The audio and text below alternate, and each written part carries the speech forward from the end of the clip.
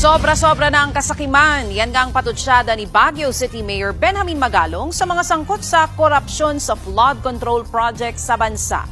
Ayon kay Mayor Magalong, ginagamit ang nasa higit 60 kongresista ang 15 kumpanya o kumpanyang contractor na isiniwalat ni Pangulong Bongbong Marcos Jr. sa publiko. Pinapahiram lamang daw ng mga kumpanya ang kanilang lisensya kapalit ang maliliit na porsyento para makakorap daw ang mga sangkot na mambabatas. Mayroon din daw mga nanalo sa eleksyon na sila mismo ang naging contractor ng kanilang sariling proyekto. Handa raw ang alkalde na pangunahan ng pag-iimbestiga ng mga maanumalyang flood control projects kung itatalaga siya ng Pangulong Marcos Jr.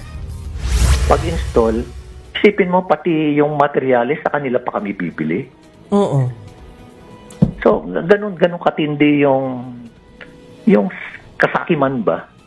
Hindi na wala nang wala control sa